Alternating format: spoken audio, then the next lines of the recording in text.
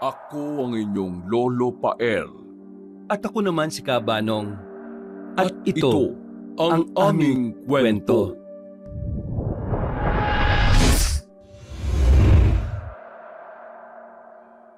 Hindi pa man tumutunog ang kanyang alarm ay maaga nang bumangon si Orlando sapagkat ito ang bilin sa kanya kagabi ng among si Ginang Medinilla.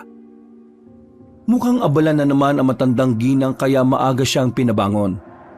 Ganun naman kasi yun palagi sa tuwing may mga inaasikasong bagay. Pagbangon sa kama ay nagtungo kagad ang 30 years old na bigotilyong lalaki sa banyo para makaligo. Pagkalipas lang ng ilang minuto, lumabas na rin siya kagad sa banyo na nakatapis. Humarap sa salamin bago nagbihis ng damit. Salamat sa Diyos sa panibagong buhay at hininga na to. Ay nako, ang gwapo mo talaga Orlando. Suwabing-suwabe pa rin ang bigote mo. Mr. Suwabe. Nang handang-handa na ay saglit muna siyang napatingin sa kalendaryo na madalas niyang markahan. Naku, malapit na nga palang fiesta sa amin . Makakapagbakasyon kaya ako sa bahay. Sana naman payagan ako ni Madam. Pero mukhang malabo . Di bali na nga. Ang malaga may pera akong kikitain at ipapadala sa pamilya ko sa probinsya. Nakakapanghinayang lang dahil hindi ko masasaksihan ngayon yung masayang pista sa lugar namin. Sana sa susunod na taon, payagan na ako ni Madam. Subukan ko na rin kayang magpaalam mamaya. Baka sakali lang. Hinimasimas pa niya ang swabing bigote habang nakatingin sa kalendaryo at nag-iisip-isip pa rin. Nang tumunog na ang alarm, ay pinatay niya rin kagad ito. Pagkatapos ay lumabas na siya sa tinutuluyan niyang apartment na nasa likuran lang mismo ng magarang bahay ng kanyang amo, ang pamilya Alcantara. Pagdating sa parking area ay nakita na kagad niya si Ginang Medinilla, ang 65 years old na amo niyang babae.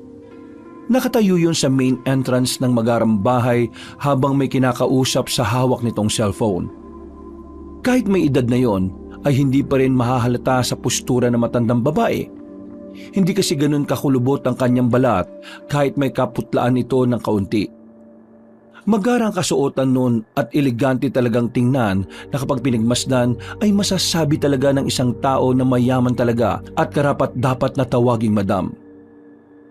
Pagkakita sa kanya ng matandang babaeng sopistikada ay nagpaalam na yun sa kausap sa cellphone at saka siya hinarap.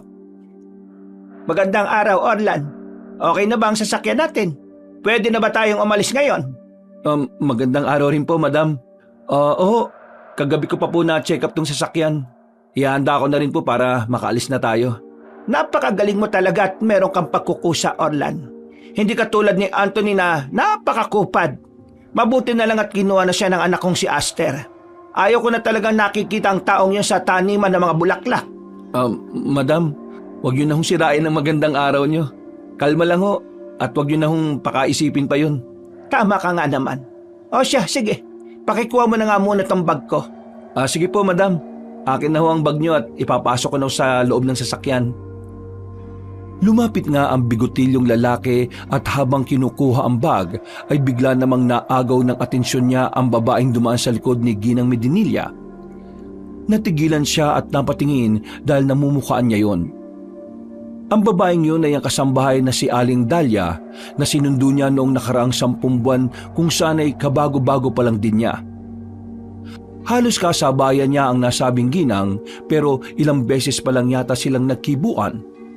Si Aling Dahlia ang pumalit naman kay Flora na sinasabing lumayas daw o tumakas sa mismong pagdiriwang ng pista ng mga bulaklak sa nasabing probinsya. Napapakunot ang noo na napatanga si Orlando sa nasabing kasambahay hanggang sa mapansin siya ni Ginang Medinilla na tila titig na titig sa likuran. O bakit? Bakit ka natutulala dyan, Orlan? May problema ba, ha? Wala naman po, Madam. Akala ko kung napaano ko na dyan .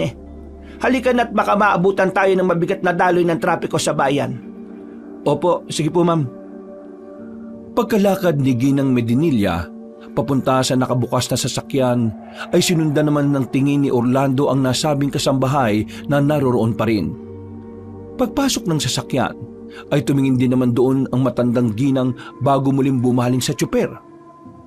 Natunugan na ng bigotilyong lalaki ang ibig sabihin ng mga tingin sa kanya ng amo. Kaya dali-dali siyang sumunod. Isinara niya ang pinto ng van at saka pumasok na rin sa loob ng sasakyan. Nang nasa driver's seat na siya, ay muling nagsalita ang nasa passenger seat. Orlan, pagkatapos ng pakikipagkita ko sa mga kaibigan ko sa bayan, saglit lang naman yon. Dumiretso tayo sa pamilihan. Pagkatapos naman nun dumaan na rin tayo sa terminal dahil susundin natin ang pamangking kong si Yasmin. Sige po, madam. Wala pong problema. May bisita po pala kayo ngayon? Eksakto, dahil ba malapit na rin ang kapistahan ng mga bulaklak dito, madam? Isa yon sa dahilan kaya nagpunta rito ang pamangking ko. Pero ang totoo niyan, susundin natin si Yasmin dahil kailangan ko rin ng tao ngayon. Medyo nananakit na rin talaga ang ulo ko sa mga kasambahay nating lagi na lang umaalis. Nung nakarang taon si Flora, tapos ngayon naman itong si Dahlia aalis na rin. Ho? Aalis na ho si Aling Dahlia? Oo, ayaw ko man pero wala naman akong karapatang pigilan ng isang tao kung ayaw na nila magtrabaho sa mga alkantara o hindi. Nakakapanghinayang naman. Mag-iisang taon na rin ho siya at halos magkasunuran lang kami. Wala tayong magagawa dahil hindi natin hawak ang desisyon ng isang tao. Sa tingin mo, Orlan, may pagkukulang ba ako bilang amo? Ay naku, wala ho kayong pagkukulang, madam. Kung tutusin nga ho sobra-sobra nga po ang ginagawa niyong kabutihan sa aming mga manggagawa po ninyo. Siguro, meron lang hong mabigat na dahilan si Aling Dahlia kaya siya nagpasyang umalis. Yun nga ang sabi niya sa akin. Ayaw man daw niyang umalis kailangan na kailangan daw siya ng pamilya niya ngayon. Kaya hinayaan ko na lang. Pero pinakiusapan ko na muna dahil uuwi rin ng Sir Aster mo bago magfiesta. Hindi na umimik si Orlando. Narinig niya kasi na napabuntong hininga ang kanyang amo kaya pasimple niya lang yung minasdan sa rearview mirror. Doon niya rin napansin ang pagkunot ng mukha ng matandang babae na halata ang pagkainis at pagkadismaya matapos magsalita. Pasimpleng napaismit si Orlando sapagkat kakikita niya lang kanina kay Aling Dahlia bago sila umalis. Napaisip tuloy siya kung bakit nanaisin ng nasabing kasambahay na umalis. Samantalang sa minsan nilang pag-uusap ay palaging sinasabi noon na masaya siya at nakapagtrabaho siya sa mga alkantara. Napaisip tuloy siya sa biglang desisyon ni Aling Dahlia. Bakit naman kaya naisip ni Aling Dahlia na umalis sa pudar ng mga alkantara? Hindi kaya merong nangyaring hindi maganda? Siguro kailangan ko siya makausap para mapaliwanagan na maayos patungkol sa desisyon niya. Siguradong kapag meron siyang nakausap, magiging maayos din ang kaisipan niya. Palagay ko naguguluhan lang yun sa problema ng kanyang pamilya. Naantala lang si Orlando sa pagmumuni-muni nang biglang magsalita ulit ang matandang babae. Tara na, Orlan. Wala naman na tayong hinihintay. Sige po, madam. Tayo na po. Kagad niyang binuhay ang makina ng sasakyan at pinaandar to ng marahan. Paglabas ng bakuran ay nahapiwan pa niya ng tingin si Aling Dahlia na nakatingin na rin sa kanila. Hindi na lang niya yun pinansin sapagkat patuloy sa pagsasalita ang amo niyang babae na hindi niya na rin masyadong inintindi. 10 buwan na si Orlando na nagtatrabaho sa pamilya ng Alcantara at ipinagpapasalamat niya ng labis sa Panginoon ang nangyari dahil pag-alis niya sa kanilang probinsya para makipagsapalaran ay agad siyang nakahanap ng trabaho at hindi siya napunta sa malupit na amo. Hindi kasi nag-alinlangan si Ginang Medinilla na tanggapin siya bilang personal na driver ng sambahayang yon. Sa 10 buwan niyang paninilbihan sa nasabing pamilya ay meron lang kakaibang mga napapansin ang bigotilyong lalaki. Magmula na mapunta siya roon, tuwing kada katapusan ng buwan nakikita niya ang pamilya Alcantara na tila may ginagawang kung ano sa gitna mismo ng taniman ng mga bulaklak. Meron kasi roong malaking patio na pinagawa rin mismo ni Ginang Medinilla at wala talagang mintisyon. Sa tuwing matatapos ang buwan ay nakikita niyang may kung anong ginagawa ang buong pamilya na hindi niya rin matukoy kung basta lang ba kasiyahan o ano. Hindi naman siya nakikialam sa mga ito, lalo na kapag hindi siya iniimbita na pumunta roon. Isa pa ay palaging ginaganap yun tuwing kasagsagan ng pagtulog ng mga manggagawa. Ayon nga sa mga naririnig niya sa ibang trabahador sa taniman ng bulaklak, paraan daw yun ng pasasalamat ng pamilya dahil palaging masagana ang kanilang tanim. Pero iba ang balita ng mga kasambahay sa loob ng bahay. Minsan na kasi niyang narinig si Aling Dahlia na may kausap nga sa telepono at sinasabing napaka-weirdo nga raw ng ginagawa ng pamilya Alcantara. Nang maalala ang mga yon, habang nagbabiyahe ay sumagi tuloy bigla sa isip ni Orlando ang tinutukoy ng kasambahay na nagbabalak ng umalis. Hindi kaya may kinalaman yung pag-alis niya dahil sa bagay na yun? Kailangan ko nga talaga makausap si Aling Dahlia para makapagpaalam na rin kami at kahit na ako rin malinawan sa desisyon niya. Tila nagising sa ulirat si Orlando matapos marinig magsalita ang kanyang amo. Sa lalim ng kanyang iniisip ay hindi na rin niya namalayan na malapit na pala siya sa pupuntahang lugar. Napalingon siya sa rearview mirror at nakitang ngumiti ang matandang babae. Nako madam, pasensya na malapit na pala tayo. Hindi ko namalayan dahil masyado ako nakafocus sa daan Kaya nga Kanina pa rin ako nagkukwento pero parang hindi ka sumasagot at napakaseryoso ng mukha mo. Nako, pasensya na ho talaga madam. Nakatulog ka ba ng maayos, Orlando? Oo naman ho. Nakatulog naman po ako ng maayos. Pero parang napansin ko na medyo wala ka ngayon sa sarili mo Parang ang lalim pa ng iniisip mo kanina pa. Dahil ba to sa napipintong pag-alis ni Dahlia? Ha? Opo. Parang ganun na nga rin po siguro. Medyo nangihinayang lang po ako dahil aalis na pala si Aling Dahlia. Nakakabigla lang talaga Samantalang nung huli namin pag-uusap masayang masaya pa siya nun. Nagtataka ho talaga ako sa naging desisyon niya ngayon. Ako man din. Kahit papano napamahal pa naman ako sa kanya. Inintindi ko na lang din kung ano man ang sitwasyon niya sa kanila sa probinsya. Pero wala Ganun talaga. Kagaya nga ng sinabi ko, wala naman akong karapatang pigilin ng kahit na sino sa mga tauhan ko na umalis sa poder namin.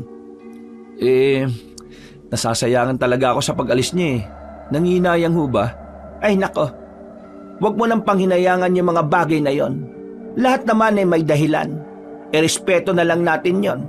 Kaya ikaw Orlan, may tiwala ko sa iyo Huwag ka sanang tumulad sa mga kasambahay natin. Huwag mong sayangin ang tiwala na binigay ko sa iyo.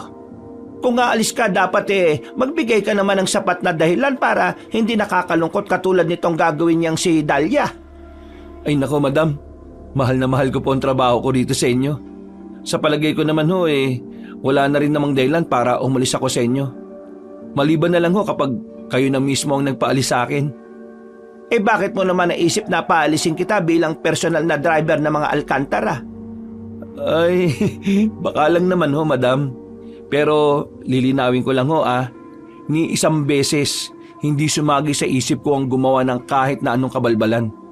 Baka lang po yun ang maisip nyo kaya nililino ko na lang kagad Ay mabuti naman kung ganon. Makakaasa ka na kapag nanatili kang tapat sa pamilya namin, sigurado ko mas maraming pagpapala ang makukuha at darating sa'yo. Pagdating ng asawa kong si Aster at pamangkin kong si Jasmine, iimbitahan ko kayong lahat na makisalo doon sa patio ng taniman ng bulaklak. Ay, salamat po sa tiwala, madam. Sige ho, excited na rin akong makita ulit si Sir Aster, pati na rin yung pamangkin ninyo. Hindi na umimik si Ginang Medinilla. Ngumiti na lang yun bago magpindot-pindot sa kanyang cellphone sapagkat malapit na sila sa destinasyon. Ilang saglit pa nga, nang makapag-park na nga ng maayos si Orlando, ay kaagad lumabas ang sopistikadang matandang babae. Hinatid niya pa yun hanggang sa main entrance ng gusali kung saan nun katatagpuin ang nasabing mga kaibigan at kasosyo sa taniman ng bulaklak. Pagbalik ng bigotilyong tsuper sa van ay napangiti siya habang naghihintay. Nakaramdam kasi siya ng matinding pananabik matapos maimbitahan mismo ng kanyang amo. Sa tagal niya kasing nagtatrabaho roon, ay ngayon lang siya naaya na makasalo sa magarang pagdiriwang na gaganapin sa patio ng taniman ng bulaklak. Sa totoo lang din talaga, Kahit mag-iisang taon na siyang nagtatrabaho sa pamilyang Alcantara, ay hindi pa rin siya nakalibot sa magarang bahay na mga yon. Hindi naman maigpit ang kanilang amo, pero naiilang silang pumasok sa malang mansyon na bahay. Meron din kasing sariling kusina ang mga manggagawa at ang tanging nakakalibot lang talaga sa loob ng bahay ay ang mga kasambahay na nakatalaga roon. Kahit nga sa taniman ng bulaklak na nasa likod ng magarang bahay ay hindi pa rin siya nakakapasok o nakatagal ng higit 5 minuto. Kung makakapasok man siya sa bakuran ay hanggang sa parking area lang siya. At ang unang beses niyang nakapasok dito ay noong nakaraang taon kung saan kapistahan ng mga bulaklak noon. Katulad ng nasabi na, hindi naman sa bawal subalit pumapasok lang talaga si Orlando sa bakuran ng mga amo kung tawagin siya, pero hindi talaga siya nagtangkang pumasok sa loob mismo ng bahay. Ayaw niya rin kasing mabigyan ng ibang kulay at meaning ang pagpasok sa loob ng bahay ng mga amo. Dadalawang babae lang din kasi ang mga nandun na pareho pang mga kasambahay. Isa na nga roon si Aling Dahlia at ang isa pa ay si Manang Rosa na siyang pinakamatagal ng mayordoma ng mga Alcantara. Kahit nasa tamang edad na, ay masyado pa rin pinoprotektahan ni Orlando ang dignidad niya bilang lalaki. Ito rin ang dahilan kaya naman hanggang ngayon ay wala pa rin siyang girlfriend o asawa. Naisip na lang din niyang kapag nandun na lang ang among lalaki, doon na lang siya papasok-pasok sa magarang bahay para rin maiwasang magkaroon ng mga issue. Uso pa naman din ang tsismisan sa kanila at mas katakatakan ng mga lalaking trabahador pa sa taniman ang nangunguna. Oo nga no, ngayon ko lang napansin na parang ngayon na lang ulit uuwi rito si Sir Aster. Parang tuwing katapusan ko lang siya ng buwan nakikitang umuwi ah. Ang weirdo rin talaga ng pamilya nila oh. Pero ano bang pakialam ko ron? Ang mahalaga napapasweldo nila ako na maayos. Napapakamot pa siya sa ulo matapos din maalala ang kasamahan ding tsuper na ngayon ay personal driver naman ni Ginoong Aster. Wait. Makikita na naman kami ng buraot na Anthony na yun. Makikipagyabangan na naman sa akin yun. Permis. Para malibang-libang sa paghihintay ay tinawagan na lang muna niya ang pamilyang naiwan niya sa probinsya.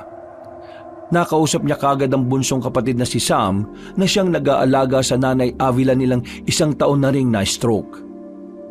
Sa tuwing nakakausap niya talaga ang pamilya ay hindi maiwasang mamiss niya ang mga yon. Nagpapakatatag na lang din siya dahil para rin sa mga yon ang ginagawa niyang pagtatrabaho sa malayo. Pagkatapos makausap ang ina at kapatid, ay umidlip-idlip na lang din muna ang bigotilyong lalaki. Magtatatlong oras din siya na naghihintay sa among babae sa parking lot ng gusali bago matapos ang pakikipag-usap noon. Nang dumating nga ang matandang ginang ay inayos na kagad niya ang kanyang sarili. Lumabas siya ng sasakyan at pinagbuksan ng pinto si Ginang Medinilla na pumasok naman rin kaagad ng van. Pagbalik niya sa driver's seat ay napatingin siya ulit sa rearview mirror kasabay ng pagbuhay ng makina ng sasakyan. Madam, okay na ho ba? Oo, Orlan. Saan na po tayo pupunta, madam? Pumunta na muna siguro tayo sa pamilihang bayan. Wala pa raw kasi sa terminal si Hasmin. Mamimili muna ako ng mga ipangahanda sa pagsasalo-salo. Pupunta rin kasi yung mga kaibigan ko kaya dapat marami tayong handa sa pista ng mga bulaklak. Sige ho. Sa pamilihan na ho tayo. Hindi na lang ipinahalata ni Orlando pero medyo nagulat siya sa winikang yon ng kanyang amo. Matagal na rin niyang pinagtatakhan dahil ni isang beses bukod sa kanila ay wala na siyang ibang nakikitang tao na pumapasok sa magarang bahay. Naisip niya nga noon na masyadong malungkot ang buhay ng pamilya Alcantara sapagkat walang nadalaw na kaibigan sa kanila. Napaisip na naman tuloy siya habang nasa kalagitnaan ng pagmamaneho patungo sa pamilihang bayan ng baryo. Mukhang first time ko tong makikita mga kaibigan ni Madam ah. Mukhang ito rin yung unang beses na mapupunta sila sa bahay. Siguradong magiging masaya yung selebrasyon ng pista ng mga bulaklak ngayon. Parang lalo kong nai-excite ah. Bakit parang napapangiti ka dyan, Orlan? Ho? Oh, wala lang po, madam. Huwag yun na lang po akong pansinin. Masaya lang din po ako ngayon kasi nakausap ko po yung pamilya ko sa Catanduanes. Ganun ba? Ay, mainam yan at palagi mo kinukumusta ang mga mahal mo sa buhay. Pero huwag kang ngingiti na mag-isa ha. Baka mapagkamalang kang nawawala na sa sarili. Ay, oo. Matapos yung sabihin ni Orlando ay nagpatuloy na lang siya sa pagdadrive hanggang sa marating na nga nila ang sinasabing pamilihang bayan. Bumaba ulit ang matandang ginang at pinaghintay na lang ang personal driver sa free parking area. At katulad kanina ay naglibang-libang na lang ang bigotilyong lalaki hanggang sa hindi niya namalayan ang mabilis na paglipas ng oras. Napatingin siya sa relo kasunod ng pagsilip din sa kanyang telepono sapagkat nang ring na ito. Sinagot niya kagad nang rumihistro ang pangalan ng amo niyang babae. Orlan, pakiabangan mo na lang ako ron sa kabilang labasan. Nagpapaalalay na lang ako dito sa mga kargador. Palabas na ako ng pamilihan at medyo marami-rami ang napamili ko. Sige po, madam. Hindi pa man niya natatapos ang pagsasalita ay nag-drop call na kagad ang matandang babae. Napakibit-balikat na lang siya at minaneho ang sasakyan papunta sa tinutukoy na lalabasan ng kanyang among babae. Habang palapit at natanong na kagad niya si Ginang Medinilla doon sa labas. Kasunod na matandang ginang ang dalawang maskuladong lalaki na buhat-buhat ang mga pinamili. Huminto ang bigotilyong tsuper sa harap noon at kagad bumaba sa sasakyan. Nilapitan niya ang sangkaterbang pinamili na karamihan sa mga yon ay mga karne. Naamoy niya pa ang lansa ng iilan, kaya napailing na lang din siya. Pagkalaon ay isa-isa niya rin binitbit ang mga pinamili habang tumutulong din ng dalawang maskuladong lalaki. Pagkuwan ay napangiti siyang nagtanong sa among babae. Madam, mukhang puro karne na naman tong pinamili niyo ah. Oo, Orlan. Alam mo namang mahilig ang pamilya dyan sa mga karne. At lalo na mga kaibigan kong bibisita. Dinamihan ko ng pamimili dahil ayaw kong mabitin lang kayong lahat sa pagkain. Sana ho, bumili na rin ho kayo ng isda o gulay para naman makatipid-tipid din ho, madam. Ay nako, magagalit lang sa akin ang Sir Aster mo. Sinubukan na namin yan nung nakaraang taon. Nasayang lang din at walang kumain, kaya nagalit ang asawa ko. Pinaalalahanan na nga niya rin ako na wag nang bibili ng isda o gulay para hindi rin masayang o mabulok. Ganun po ba? Sa bagay, kahit sino naman po magagalit kapag nasayang ang pagkain. Masino po pala talaga si Sir Aster pagdating sa pagkain no?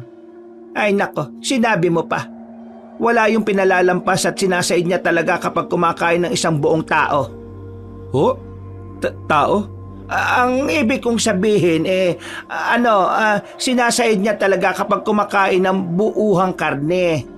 Akala ko ho, tao na talaga Ginawa niyo pang aswang si Sir Ay, oo nga. Sige, mauna na akong pumasok sa loob ng van. Sige lang ho, ako na hong bahala rito. Ikakarga ko lang ho ito sa van, itong mga pinamili niyo. Iabot mo na lang tong mga to sa dalawang kargador. Ikaw na bahalang maghati sa kanila. Sige ho. Matapos nilang mag-usap ng among babae, ay nagpabalik-balik na siya sa van upang maisakay ang mga pinamiling karne. Nang matapos na, ay binigay niya rin kagad ang 500 piso sa dalawang kargador na pinaghatian nila bilang tip. Nagpaalam na rin siya at saka umalis na sila sa lugar na yon. So tuwing mamimili talaga sila, ay hindi nawawala ng iba't ibang klase ng karne. Kaya kung minsan ay nauumay na rin si Orlando dahil dito na rin ang gagaling ang kanilang kinakain. Ang naging solusyon ng tsuper sa tuwing magsasawa siya sa lasa ng karne ay bumibili at nag-iimbak na lang din siya ng mga instant noodles at mga dilata para maiba naman ang kanyang panlasa. Kung minsan ay sinasamahan na rin niya ng pag-iimbak ng isda dahil may ref naman sa apartment na tinutuluyan niya. Pati nga daing at tuyo ay nag-iimbak na din siya kung minsan. Okay lang po ba kayo dyan, madam? Baka mangamoy karne na po kayo dyan sa likod, Ayos naman ako rito. Isa pa nakakarton naman ang mga pinamili natin, kaya hindi agad mangangamoy yan. Salamat sa pag-aalala mo, Orlan. Sige ho. Hindi na umimik ang matandang babae. Ngumiti na lang yon bago isinandalang ulo para mas maging komportable. Paglabas nila sa pamilihan ay nagtungo na nga silang dalawa sa terminal na higit kalahating oras din ang layo mula roon. Habang nasa biyahe ay napaisip na naman si Orlando patungkol nga sa pamangkin ng kanyang amo. Unang beses niya lang din kasing makikita ang babae. Ayon pa naman kay Ginang Medinilla, kaedad niya ang nasabing babae at single rin yon katulad niya. Naantala lang ulit sa pag-iisip ang bigotilyong driver nang meron nang tumawag kay Ginang Medinilla at hanggang makarating sila sa tapat ng terminal ay kausap na matandang babae ang kung sino mang nasa kabilang linya ng cellphone. Nang matapos na sa pakikipag-usap ay inutos muna ng amo ni Orlando na maghanap na mapagpaparkingan. Nang okay na ang lahat ay nagpaalam na muna ulit ang matandang babae sa kanya. Sinundan na lang niya yun ng tingin hanggang sa mawala na sa kanyang paningin. Parang yung Hasmin na siguro yung kausap ni Madam sa cellphone kanina. Sana hindi na kami masyado maghintay dito. Medyo kumakalam na yung sikmura ko eh. Pagkatapos sabihin yun, ay napatingin siya sa rearview mirror at pinagmasdan ng mukha. At dahil walang magawa ay inaliw-aliw na lang niya ang sarili sa pamamagitan ng pagpapapogi. Ayaw niya na kasing lumabas ng sasakyan at maglakad-lakad dahil medyo mainit pa sa labas. Hinimas-himas na lang din niya ang swabing bigote saka ngumiti sa harap ng salamin. Mabuti na lang din ay tumawag ulit sa kanya ang kapatid na si Sam para lang ipakita ang nilalantakan nilang masusustansyang pagkain. Ayos ka talaga, Sam ah. Ang ganda ng timing mo eh. Hindi pa talaga kami kumakain ng amo ko. Yan, nagutom tuloy ako. Lalo na dyan sa pinakita mo. Lakas yung mang-inggit ha. Kami mukhang mamaya pa kami kakain kapag nasundo na yung pamangkin ni Madam eh. Marami pang pinagkwentuhan ng magkapatid at pagkatapos ay nagpaalam na rin kagad sila sa isa't isa dahil tumatawag na nga ulit si Ginang Medinilla. Nagpapasundo yun sa kabilang area. Kagad nga niyang minaneho ang sasakyan papunta roon at sa malayo pa lang ay nakita na niya ang matandang babae na medyo nakasimangot ang pagmumuka. Oh, bakit kaya nakasimangot si Madam? Parang biglang nag-iba yung mood niya ngayon ha. Naku po. Unang beses ko ring makita siyang ganyan ang muka. Paghinto ng van sa tapat ni Ginang Medinilla, ay nagmamadali yung pumasok at hindi na yun hinintay pa ni Orlando na pagbuksan siya ng pinto. Napansin naman kagad ng driver na medyo hindi nga maganda ang mood ng kanyang among babae dahil halos pabalagbag niyang isinara ang sliding door. Madam, aalis na po tayo? Akala ko ba susunduin natin yung pamangkin niyo? Yun nga eh. Ewan ko ba dyan kay Hasmin? Sinabi ko na sa kanya na sa terminal maghintay kung saan-saan pa yata nagpunta kaya hanggang ngayon wala pa pala. Ho? Nasa na raw ho siya? Hindi ko na muna tinanong. Ang sabi ko babalikan mo na lang siya dito. Iniisip ko kasi yung mga pinamili nating karne kaya nagmamadali rin ako makauwi tayo eh. Sige po. Okay lang naman ho kung babalikan ko siya rito. Ang malagay kaagad natin sa freezer yung mga karne para hindi mangamoy. Yun na nga pasensya ka na. Babalik ka pa tuloy dito niyan. Ay naku, ayos lang naman ho yun ma'am. Wala na rin naman ho kayong lakad ngayong araw, di ba? Mabuti na lang din talaga, wala.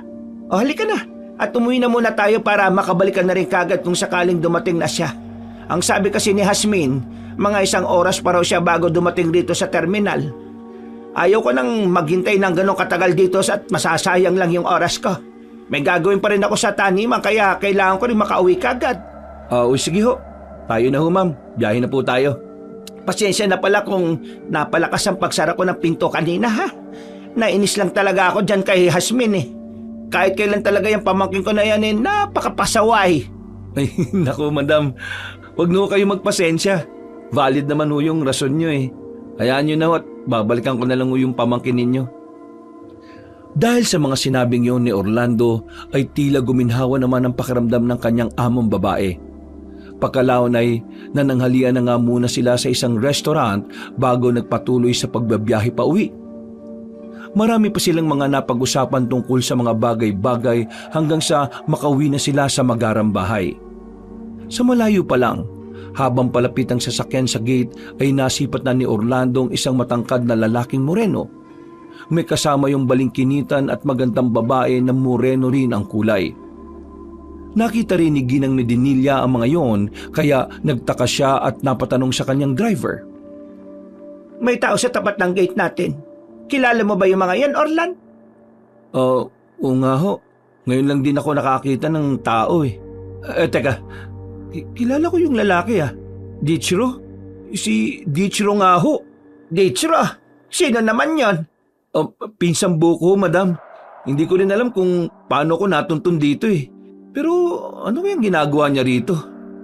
At may kasama siya. Naamoy ko na buntis siyang babae. Ho? Naamoy niyo ho? Ang ibig kong sabihin halata naman sa itsura ng kasama niyang babae. Tingnan mo maigi. Namumutla ang muka, nangangalumata, mukhang pagod at basta parang ang aura niya mukhang buntis. Ganun ho ba?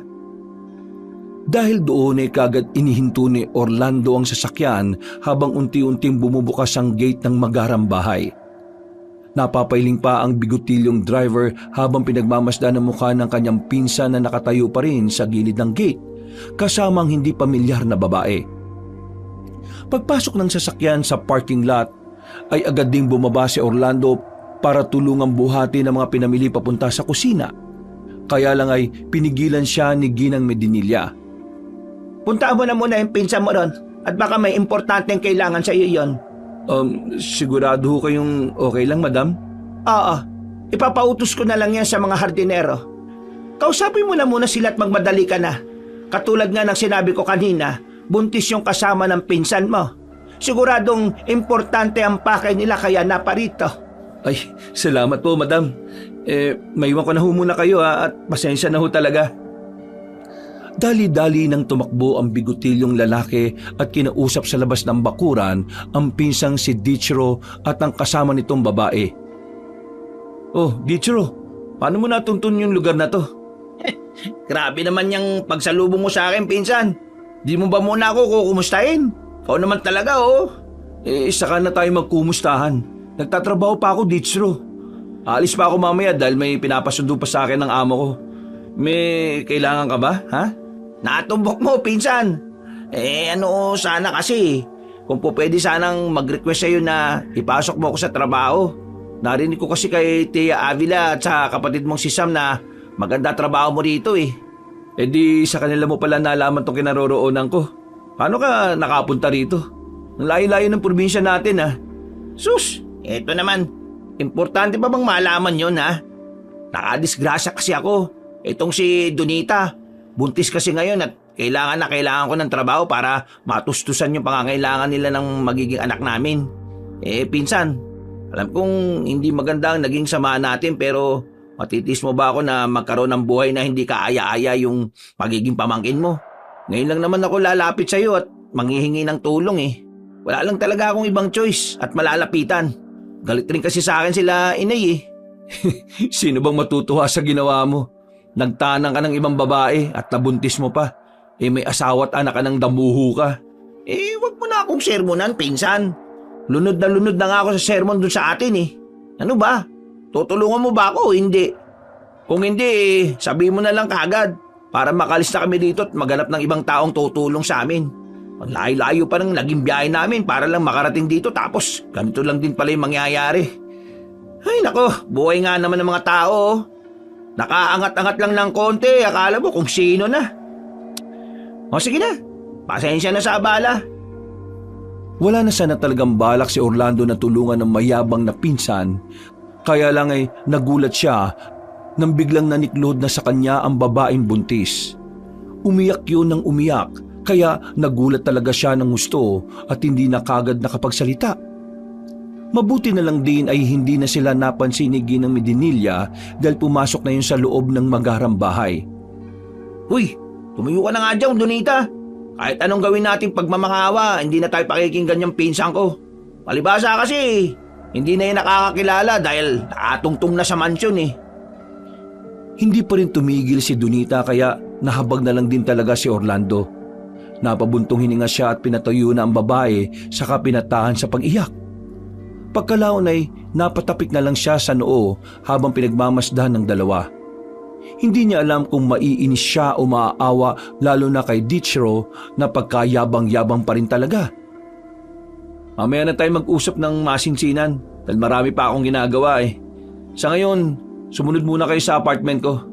Kumain muna kayo at magpahinga dahil para kayong mga gutom na gutom eh. Mag-ayos na rin kayo ng mga sarili nyo para naman hindi kayo mukhang mga pinalayas. Mamaya sabihin pa ng ama ko eh, ang ayos-ayos ng pananamit ko. Tapos kayong mga kamag-anak ko hindi inayos. Ang bait mo talaga, pinsan. Sabi ko na nga hindi mo ako matitisi. Ang bait-bait mo talaga. Hindi ka pa rin talaga nagbabago mula noon. Ay nako, napakabuti mo. Payakap nga. Tumigil ka, Dichiro. Huwag mong isipin na ginawa ko to dahil sa'yo ah. Kung di lang ako naawa sa babaeng pinahihirapan mo na naman, pababayaan na sana kita eh. Lalo na ngayon, nasa sinapupunan niya yung pamangking ko. Kaya sana lang magbago ka na talaga ha at tumigil ka na sa pagiging babaero mo. Sumunod na nga muna kayo sa akin. Baka mamaya tumawag na yung susunduin ko sa terminal. Tara na. Natutuwang sumunod nga ang magkasintahan sa apartment ng bigutilyong tsuper na halata na na-stress sa mga nangyayaring yun. Pagdating nila roon ay pinakain niya at sinabihan ng dalawa ng mga dapat at hindi dapat gawin habang naroroon sila. Hintayin niyo ako dahil may gagawin pa ako ha. Babalikan ko kayo mamaya at hindi pa tayo tapos mag-usap. Huwag kayong lalabas dito dahil hindi ko pa kayo naipapaalam sa amo ko. Kung ayaw niyong pare-pareho tayong matulog sa kangkungan, susundin niyo yung mga sasabihin ko ha. Oo naman, pinsan. Salamat din pala ulit ha. Sana makausap mo yung amo mo kung pwede akong maki-extra sa trabaho rito. Siguro naman sa laki ng mansyon nila marami silang kailangan na tao. At saka alam ko may tiwala na sa iyo yung amo mo kaya siguradong kapag may nirekomenda ka, papayag ka agad yun, pinsan. Napaismid lang si Orlando sa hambog niyang pinsan at pagkatapos ay dali-dali na nga siyang bumalik sa magarang bahay ng amo para tumulong. Tumulong na nga siya sa dalawang kalalakihan na magbuhat ng mga pinamiling karne at nilagay nila to sa imbakan. Pagdating sa tapat ng storage room ay naabutan niya roon ang among babae na nag-aayos ng ibang gamit. At paglingon sa pinakadulong bahagi ng bahay papunta sa laundry area ay nakita na naman niya si Aling Dahlia. Nag-aayos ang ginang ng mga lalabahan nila. Uy, si Aling Dahlia? Teka, kausapin ko nga ito maya-maya pagkatapos lang dito. Natigilan na siya matapos makita ang itsura ng babaeng kasambahay. Para kasing may kakaibang takot sa mukha noon na hindi maipaliwanag. Dahil tuloy doon ay nilapitan niya iyon at pasimple na ngang kinumpronta. Aling Dahlia? Kumusta na? Tagal na rin natin hindi nag-uusap ah. Pumeki ng ngiti ang ginang paglingon kay Orlando. Pagkatapos sumagot ng ayos naman ay nagpatuloy lang yun sa ginagawa. Mag-i-initiate pa sana ng usapan ng bigutilyong tsuper pero tila nagmamadali ang kasambahay. Lumingon pa nga yun kay Ginang Medinilla bago tumango at tumalikod kaya napakibit-balikat na lang si Orlando habang napapabulong na naman. Anong problema ni Aling Dahlia? Sabi ko naman sa iyo, Orlan, nakita mo naman yung reaksyon niya. Halatang meron siyang dalahin ngayon. Ilang beses ko na yung tinanong pero hindi naman talaga nagsasalita. Kaya nga ho, madam Wala na ho siguro tayong magagawa kundi hayaan na lang siyang umalis. Ganun na nga talaga. Ay, siya nga pala. Nasaan na pala yung pinsa mong kausap mo kanina? Hindi pa sila umuwi, no? Naamoy ko pa kasi yung buntis Ano ho? Naamoy niyo pa ho yung buntis? Ha? Ang sabi ko huwag mo na nga pansinin yung sinasabi ko. Napapagod ako sa biyahe hindi bali na. Kung gusto naman muna niyang tumuloy sa apartment mo ayos lang. Basta alam mo naman ng mga ayaw at gusto namin dito, Orlan. Oho, madam. Nandun nga ho sila ngayon sa apartment ko. Hindi pa ho kami masyadong nakapag-usap pero pagkatapos kong sunduin yung pamangkin nyo, kakausapin ko ho na masinsinan yung mga yon. Mukhang may problema yata sa kanila Maigi naman kung ganon. Oo nga pala. Sige na at sunduin mo na si Yasmin. Yung mga nagbubuhat na lang ang hayaan mo na dyan para makauwi ka na rin ng maaga at makausap mo rin kaagad yung pinsan mo. Papasok na rin ako sa loob at may gagawin pa ako. Sige ho, madam. Maraming salamat ho. Pag-alis na matandang babae ay muling napalingon si Orlando sa laundry area kung saan naroon si Aling Dahlia. Katulad kanina, halata pa rin sa mukha ng ginang ang kakaibang takot. Balak pa nga sana niyang kausapin yon pero hindi na lang niya nilapitan dahil kailangan na rin niyang umalis. Nagbiyahe na nga kaagad siya papunta sa terminal at makalipas ang ilang oras, nasundo na nga niya si Jasmine. Nagulat siya sa itsura ng dalaga dahil in-expect niya na maganda talaga yon. Nasa dugo na rin kasi talaga ng mga Alcantara ang magagandang lahi. Salamat sa pagsundo mo Orlan ang pangalan mo, di ba? Ma'am. Ay nako, wag mo na akong tawaging ma'am. Jasmine na lang. Sabi nga pala sa akin ni Auntie Medinilla, mag-sorry ako sa'yo kasi naabala pa kitang bumalik-balik dito. Ay, Jasmine, wala yun. Trabaho ko rin naman to eh. So paano? Tara na ba? Kung wala na tayong hinihintay, sige na, tara na. Oo, kasi si Sir Aster may sariling driver naman yun eh. Baka mamayang gabi nandun na yun sa bahay. Okay, sige. Tara na nga kung ganun. Nagbiyahe na nga silang dalawa pabalik sa magarang bahay ng mga Alcantara. Inabot din sila ng mag-iisang oras dahil naabutan sila ng mabigat na daloy ng trapiko sa bandang bayan. At dahil doon ay marami silang napagkwentuhan. Napag-alaman tuloy ni Orlando ang maraming bagay tungkol sa dalagang si Jasmine. Kaya pala siya bumalik ngayon sa probinsya para gampanan ng isa sa mahalagang tradisyon ng kanilang pamilya na ginaganap sa gabi ng kapistahan sa baryo ng mga Bulaklak. Hindi na masyadong inusisa ng bigotilyong lalaki ang tungkol sa sinasabing tradisyon ng magandang dalaga dahil nahihiya siya. Naisip na lang niya na siguro ay may kinalaman yun sa pagganap sa pagsasalo-salo doon sa patio na nasa gitna ng taniman. Pasado 6:00 ng gabi, pagpasok ng sasakyan sa bakuran ay may nakita na si Orlando na isa pang sasakyan. Nang makita niya si Anthony na humihipak ng sigarilyo sa isang sulok ay napaismid siya. Jasmine, mukhang nandyan na yata si Sir Aster oh. Ay, oo nga. Nauna pa sa akin si Uncle. Mas nakakaya tuloy. Hindi. Okay lang yan. Paano? Dito na lang tayo. Pwede ka nang bumaba. Pagbaba ng dalaga ay nagpasalamat ulit yon sa kanya bago pumasok sa loob ng magarang bahay. Lumabas naman siya at hinarap si Anthony. At katulad ng inaasahan, ay nakipagyabangan nga sa kanya yon na hinayaan na lang niya. Ilang saglit pa ay nagpaalam na siya dahil sa kanya lang naalala na nasa apartment pala ang isa pang mayabang na pinsan niyang si Dichro. Dali-dali siyang nagpunta roon at habang naghahapunan sila ay kinausap na nga niya ng masinsinan ang pinsan at pinagalitan na rin. Sa gitna ng pag-uusap ay nagulat sila pare-pareho dahil mula sa pintuan ng apartment ay biglang sumulpot si Ginang Medinilla, Ginoong Aster at Jasmine. Namilog talaga ang mga mata ni Orlando dahil alam niyang hindi naman nagagawi roon ng kanyang amo. Ito ang unang pagkakataon na nangyari yon. Anong ginagawa niyo rito? Naku, pasensya no't medyo magulo. Kakakain lang din namin eh. Kain no, ma'am, sir. Aligagang kinuha ni Orlando ang mga upuan at inabot sa mga amo. Tumulong na rin si Dichro na halatang nagpapa-impress. Ma'am Medinilla, Sir Aster at Jasmine, si Dichro nga ho pala, pinsan ko. Ito naman ho si Donita, kinakasama ng pinsan ko. Magandang gabi mga madam at sir. Salamat sa pagpunta nyo rito sa amin. Pasimpleng napakunot ng noo si Orlando dahil napansin niyang wala sa kanila ang tingin na mag-anak kundi na kay Donita. Pagkatapos ngumiti ng mga yun ay sabay-sabay silang umupo habang nakatingin pa rin sa babaeng buntis. Dichiro, kumuha ka nga muna ng tubig, bilisan mo. Doon sa ref, may malamig na tubig doon. Sige pinsan. Ma'am, sir, pasensya na ho talaga kung makalat ang naabutan niyo Anak wala yan Orlan. Huwag kayo masyadong mataranta. Ito kasing si Aster at Tasmin parang sabik na makakita ng Makakita ho ng ano? ng ibang tao.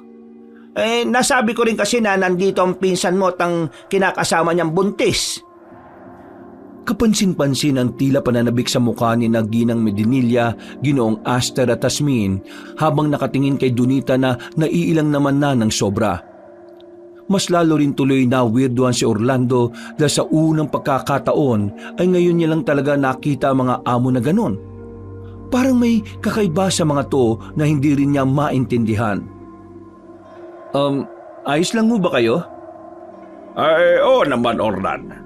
Ayos na ayos at tuwang-tuwa ako na makita ka muli. Mabuti na lang at dinala mo rito ang pinsan mo at ang asawa niya. Saktong-sakto sa pagdiriwang ng kapistahan ng mga bulaklak. Ano ho? Natutuwa rin ho akong marinig yan. Pero hindi ko sila dinala rito. Uuwi rin ho ang pinsan ko bukas. Katulad ng napag-usapan naming. Pero kung bibigyan niyo po ako ng pagkakataon makapagtrabaho kahit hardinero sa mansyon, gagawin ko po ang makakaya ko para magampanan ng trabaho. Uy, Dichiro, ano ka ba?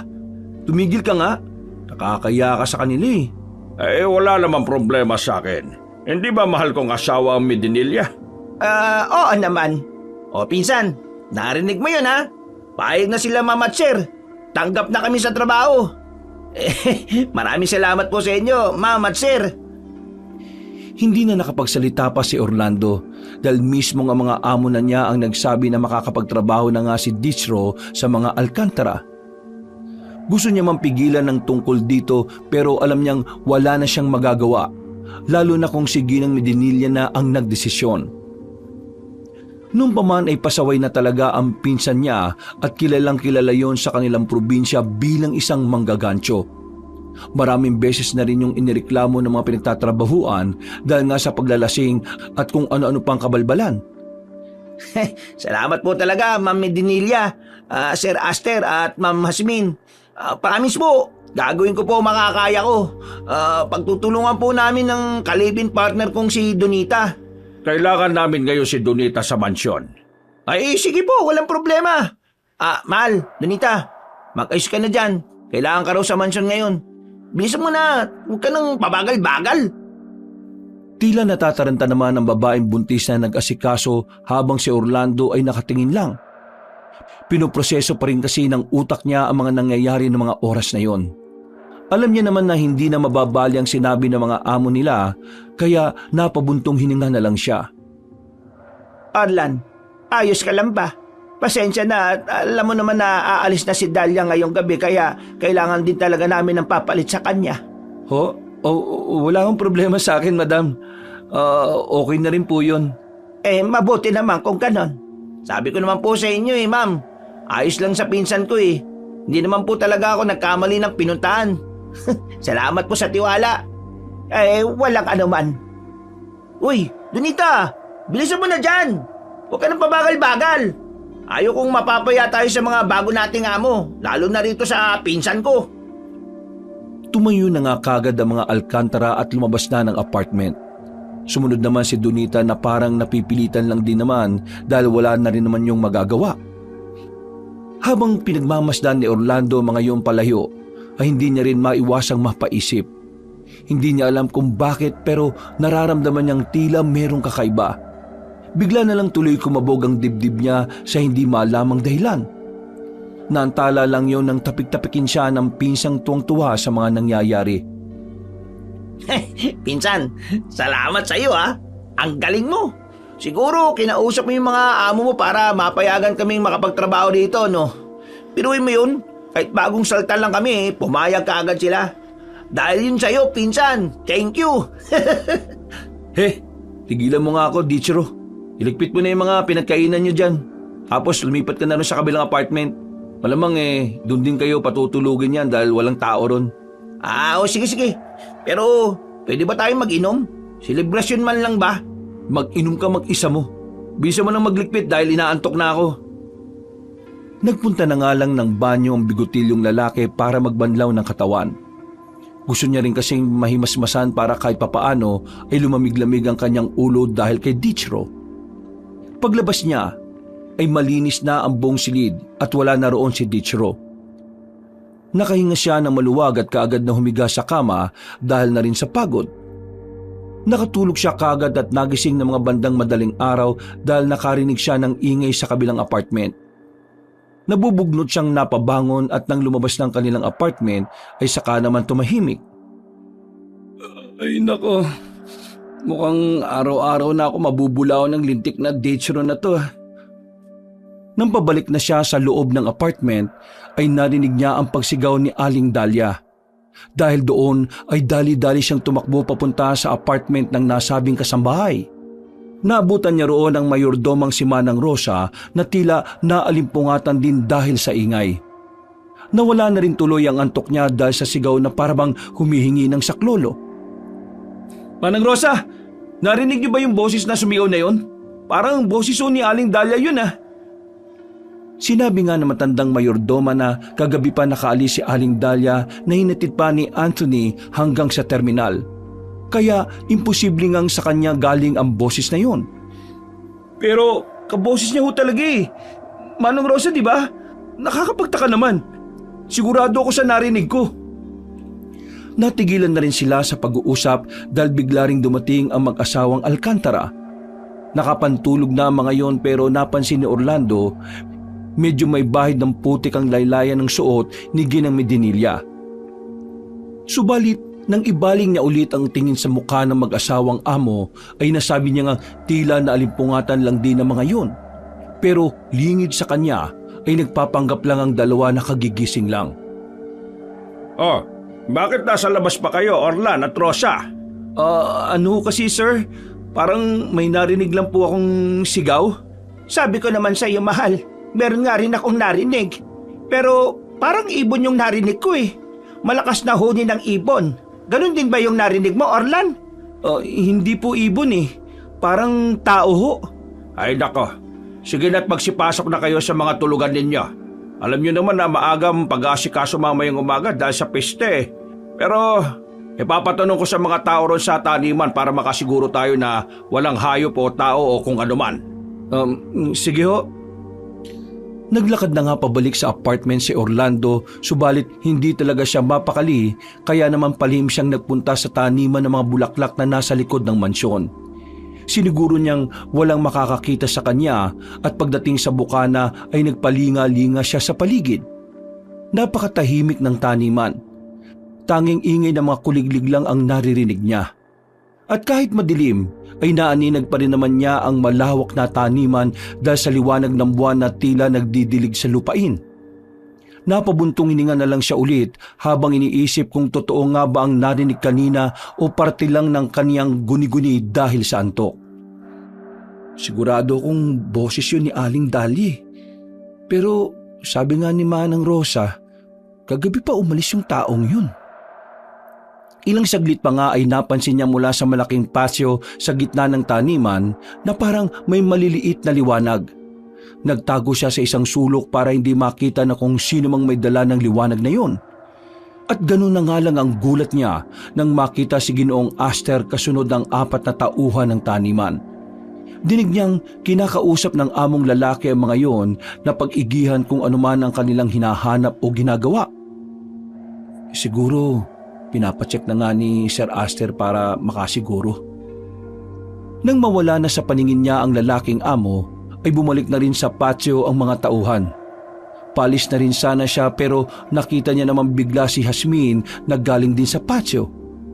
Natigilan tuloy siya at napatingin sa mayuming dalaga. Anong ginagawa ni Jasmine sa taniman ng ganitong oras? Napansin niyang tila may kung anong pinupunasan ng dalaga sa bibig niyon, kaya napakunot siya ng noo. Dahil medyo may kalayuan kaya hindi niya na rin masiguro kung ano ang nakitang mantsa sa mga damit at ilang bahagi na katawan ng nasabing babae. Nadulas ba siya sa putikan? Naudlot siya sa pagsasalita at biglang napatago ng wala sa oras dahil tumingin sa gawin niya si Jasmine. Huminto yun at matagal na tumitig hanggang sa nagtuloy-tuloy na rin papasok sa loob ng magarang bahay. Sa hindi malamang dahilan ay nakaramdam ng kakaibang takot ang bigotilyong tsuper. Mabilis na gumapang ang kilabot na yun sa buo niyang pagkatao kaya dali-dali na nga niyang nilisan ang lugar. Eksaktong pagkapasok pa niya sa apartment ay bigla na lang siyang nakarinig ng malakas na alulong ng aso. Nang ilabot siya habang punong-puno pa rin ng pagtataka. Wala naman kasi silang alagang aso sa buong lupain. Nang ilabot na naman siya at ramdam na ramdam niya ang pagtayuan ng mga balahibo sa buong katawan. Aso ba talaga yun? Parang hindi eh. Ano ba itong mga kawirduhang nangyayari ngayon? Naiga na lang siya sa kama at nagdasal ng taimtim hanggang sa makatulog nga siya ng mahimbing. Kinabukasan ay nabulaho siya dahil merong malakas na kumatok sa pinto. Nagmamadali na sana siyang bumangon pero nang marinig ang boses ng bagong saltang si Dichro ay napakunot-noo siya. Pinsan! Pinsan! Pabuksan naman ang pinto! Gising na, pinsan! Bilis! Ay ano ba, Diyos ko naman oh. Pinarurusahan yata ako ng Diyos eh. Walang gana niyang pinagbuksan ng pinto ang mayabang na pinsan at pagkakita rito ay tinamlayan niya lang yun ng tingin. Dichro, ang aga-aga mo naman mga istorbo eh. Alam mo ba halos hindi ako nakatulog magdamag ha? Tapos ang ingay-ingay niyo kagabi. Kalabugan kayo ng kalabugan sa kabilang apartment. Para kayong mga walang kapitbahay ah. Anong kalabugan kami ng kalabugan? Eh ako lang naman ang nasa kabila kagabi pa. Hindi pa nga yata umuwi si Donite. Ha? Oo nga. Kaya nga kita kinakato kasi magpapasama na ako sa iyo na pumunta sa mansyon. Nakakaya kasi kung ako lang ang pupunta ron. Pagtatanong ko lang kung umuwi na ba si Donita o baka maaga lang gumising. Sige. Saglit lang. Magbibihis lang ako. Naiinis man ay sinamahan na nga rin muna ni Orlando ang pinsan papuntang mansyon. Kahit ang totoo ay naiinis pa rin siya sa inasal niyon. Pagdating nila roon ay naabutan nila sa likod din si Ginoong Aster, Ginang Medinilla at Jasmine na nag-aalmusal. Si Manang Rosa ang nagsiserve sa kanila at hindi si Donita kaya nagtaka ang magpinsan. Nahiyaman ay lumapit na si Orlando at Dichro para nga itanong kung nasaan ang babaeng buntis. Magandang umaga, Orlando at Dichro. Halika kayo at maupo para kumain. Masarap yung karneng iniluto ni Rosa. Sariwa yan at kaninang madaling araw lang yung kinatay. Pagtingin ni Orlando sa karneng nakalatag sa lamesa ay parabang bigla na lang nag-iba ang kanyang paningin. Naamoy niya rin kasi na parang ang lansa-lansa pa ng karne at napansin niya rin ang sariwang dugo na tila ginawang sabaw. Tulala ka naman, Orlando. Bakit? Pasensya na po. Busog pa po ako dahil nakapagkape na ako kanina eh. Nagkape eh. Hindi ka pa nga nag-aalma. Araray. Bakit mo naman ako pinatukan, pinsan? Hindi ko sinasadya. Ang sakit kaya. Manahimik ka na nga. Hindi tayo pumunta rito para mag-almusal, no? Kung di pa kayo nag-aalmusal, umupo na kayo at sumabay muna kayo sa amin. Busog pa po talaga kami. Ma'am, sir, itatanong lang ho sana namin kung nasa looban ng mansyon si Donita. Sabi kasi nitong mabait kong pinsan eh, parang di para umuwi eh. Di ba, Dichro? Opo. Pero hindi rin ako sigurado kagabi kung umuwi ba siya. Mahimbing ko kasi talaga ako matulog eh. Pagkagising ko wala pa rin siya eh. Nagkatitigan sa isa't isa si Ginoong Aster, Ginang Medinilla at Jasmine. Napansin niyo ni Orlando kaya pasimple siyang napakunot ng noo dahil parabang may kakaibang ikinikilos ang kanilang mga amo. Sa hindi na naman malamang dahilan ay bigla na lang nanayo ang mga balahibo niya sa braso at batok kaya pasimple siyang napahimas doon. Naantala lang ang namumuong takot nang magsimula ng magwika ang kanilang mga amo. Bago mag-alas 10 ng gabi, pinauwi na namin siya. Nung nagkita-kita tayo, nakauwi na yung si Donita. Alam naman namin na buntis siya kaya hindi na rin muna namin masyadong pinagawa ng mga mabibigat na bagay. Maaga lang siyang nagising at ayaw ko nga sana siyang utusan ngayon kaso marami tong ginagawa ni Rosa eh. Nagpresenta na lang din si Donita na siya na magpunta sa pamilyan para sa iba pang pagkain na kakailanganin natin mamayang gabi sa pagsasalo-salo. Si Anthony na rin ang pinagmaneho ko dahil alam kong pagod ka kahapon gawa nitong pagsundo mo sa pasaway kong pamangkin. Pasensya na pala ulit, Orlan, ha? Tumango-tango na lang ang magpinsan at pagkatapos ay nagpaalam na sila sa mga amo. Naiwan naman si Dichero dahil sabi ni Ginoong Aster ay meron daw ipapaayos sa kanya sa bukana ng taniman. Gusto kasi ng mga Alcantara na maging maganda at presentable ang bungad pa lang para makita ng mga darating na bisita. Dahil wala namang ginagawa, kaya nagpahinga na lang muna sa apartment si Orlando. Sa totoo lang, pagkatapos ng narinig niyang sigaw kagabi, ay nag-alala rin talaga siya para kay Donita. Kaya kahit papaano, ay nakahinga siya na muluwag ng sabi nga ni Ginang Medinilla na nasa pamilihang bayan ng Buntis kasama ang driver na si Anthony. Subalit sa kabilang banda, may parte ng puso at isipan ng bigotilyong lalaki na nangangamba pa rin. At hindi niya rin alam ang dahilan ng pangambang yon. Para bang natutunugan niyang may mangyayaring hindi maganda na ewan. Maya-maya pa, bago manangalian ay naisipan niyang magpunta sa parking para i-check ang sasakyan. Nakaugalian na rin kasi niya yon dahil nga may mga pagkakataong bigla silang umaalis. Sinisiguro niya na palaging walang aberyang mangyayari sa pinakamamahal niyang van. Naisipan niyang umikot sa harapan ng magarang bahay para na rin makapaglakad-lakad bilang ehersisyo. Nagpaaraw na rin siya dahil maganda sa balat ang sikat ng araw at hindi pa rin naman ganon kainit. Nang nasa harapan na siya ng malaking gate na nakabukas, ay nasipat niya si Dichero na naggugupit ng mga halaman. Natuwa siya sa kasibagang ginagawa ng pinsan kahit naiinis pa rin siya. Pero bigla ring napawi ang ngiting yon na makita niya sa parking area na nakapark ang sasakyan na ginagamit ni Anthony. Oh, nakauwi na sila Anthony at Donita. Uy, pinsan! Anong ginagawa mo dyan sa labas? Nakita mo ba itong tinatrabaho ko? Ang astig no? Nadiskubre ko na mahusay pala ako sa pagtatabas ng mga halaman. At alam mo ba kung magkano yung sahod na sinabi sa akin ng mga amo natin, ha? Wala mo, pinsan! Dumating na ba si Donita at Anthony? Kanina pa ako nandito eh. Wala pa naman ako napansin. Yung sasakyan na itim, kanina pa ba yan nandyan? Oo, kaninang umaga pa yan nandyan. Bago ako magsimulang magtabas dito. Bakit? Yan yung sasakyang dinadrive ni Anthony.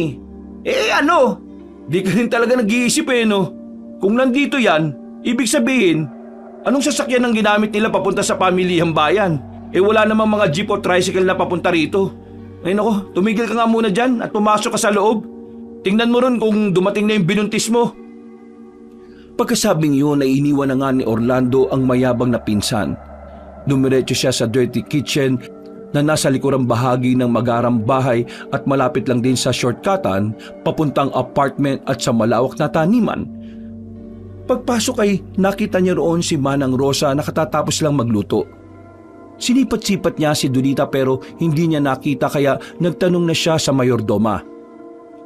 Katulad ng sagot nun kanina ay hindi pa nga rin daw umuuwi ang buntis at ang driver kaya naman medyo nag-alala na siya. Sinabi rin kasi niya na wala silang ginamit na sasakyan kaya parang imposible na makaalis sila. Lalo na at malayo sa kabiasnan ng bahay ng mga Alcantara. Habang patuloy na kinakausap si Manang Rosa ay unti-unting nagtayuan ng mga balahibo niya sa iba't ibang bahagi ng katawan.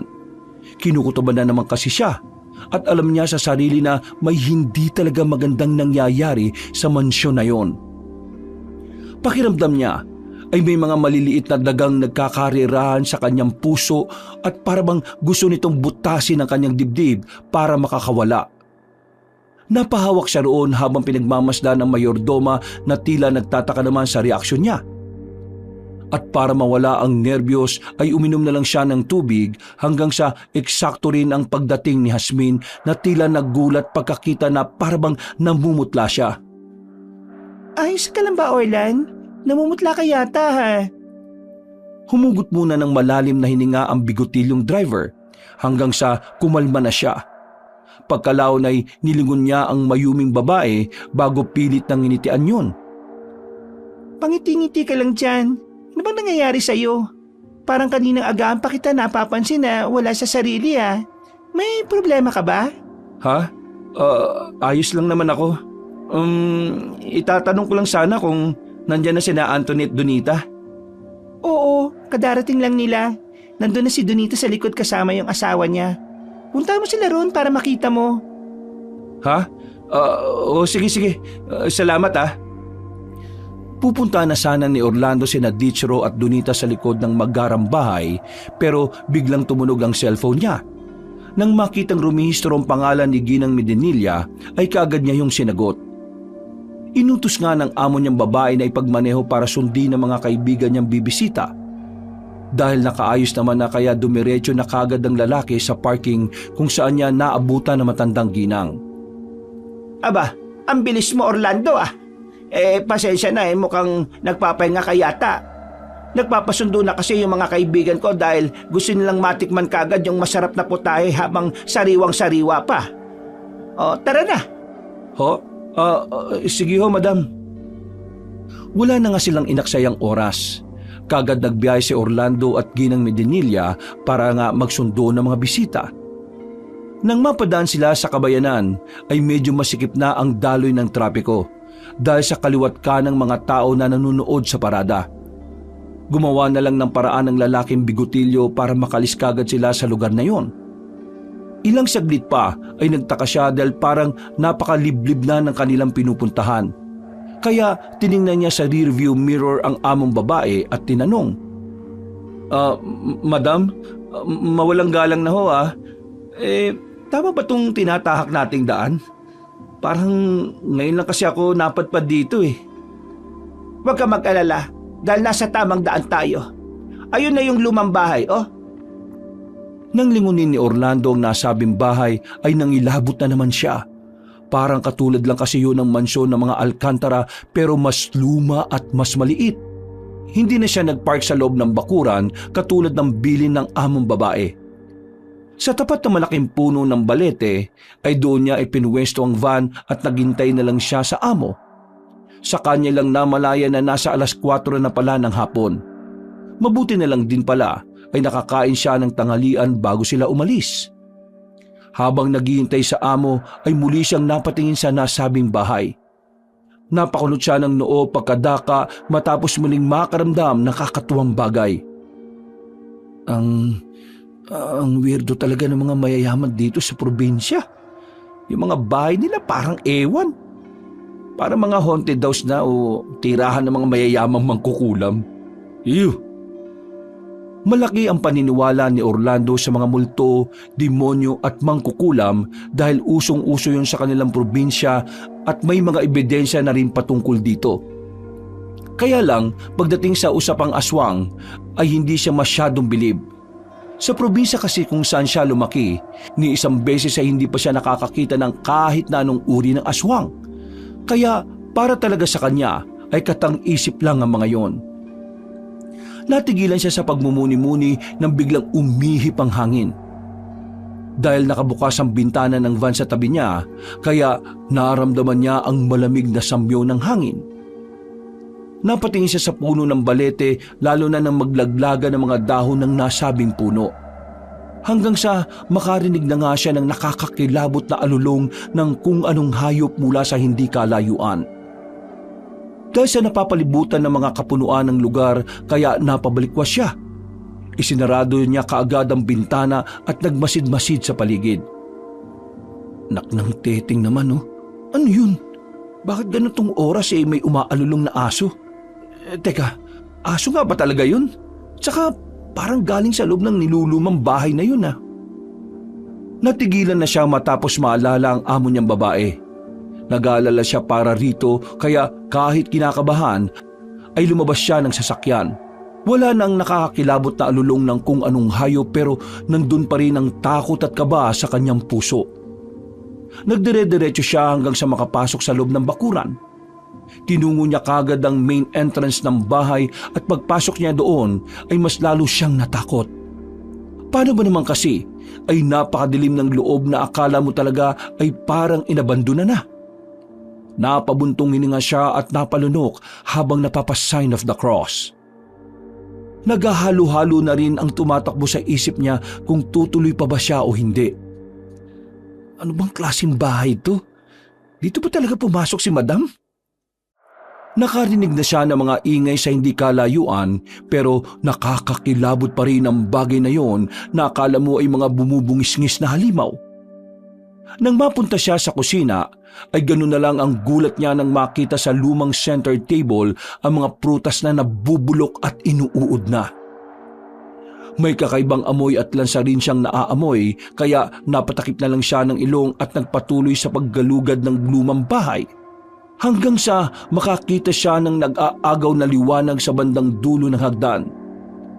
May mga kakaibang ingay din siyang naririnig doon at kakaibang amoy ng langis na parang nakakasuka. Napatras siya pero ang tingin ay nanatili sa nasabing pinto. Subalit natigilan siya at nagulat nang merong tumapik sa kanyang likuran. Kamuntikan niya pang mamura at masuntok yon. Mabuti na lang din ay narinig niya ang boses ng among babae kaya bumalik din siya sa ulirat. Orlan, ano ginagawa mo rito? Sabi ko sa iyo doon ka na maghintay sa sasakyan, hindi ba? Pasensya na po, madam. Tara na, nandito na mga kaibigan kong bibisita sa bahay.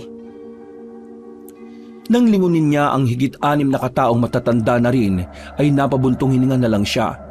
Subalit sa kabila ng banda ng kanyang isip ay alam niyang mayroong kakaiba sa mga taong kasama niya. Nakangiti lang kasi ang mga yun na makahulugan at ang mga tingin ay para na siyang binabalatan ng buhay. Nakakapagtaka lang din na sa kabila ng katandaan ay para pa rin sila mga mukhang artista at model sa pelikula. Mabilis na lumipas ang oras. Eksaktong kumagat na ang dilim pagdating nila sa mansyon ng mga Alcantara. Nang lingunin niya ang mga bisita sa rearview mirror ay parang meron siyang kakaibang nakita sa mga yon. Hindi niya lang masyadong pinagtuunan ng pansin dahil nga sa nagmamadali na silang makapasok. Para bang sabik na ang mga yon sa mga pinagsasaluhan sa malaking pasyo ng taniman ng halaman. Arlan, saan ka ba pupunta? Babalik po muna sana ako sa apartment, madam. Baka po nandun pa yung pinsan ko at si Donite eh. Sabay-sabay na lang siguro kami pupunta ron sa patio. Magpapalit lang din po ako ng damit dahil medyo maasim na po yung amoy ko eh. Ganun ba? Pero nasisiguro ko sa iyo na nandoon na si Dichiro at Donita sa patio. Bilisan mo na lang kaagad ha. Opo. Palis pa lang si Orlando nang bigla namang dumating si Ginoong Astor na siyang sumalubong sa mga bisita.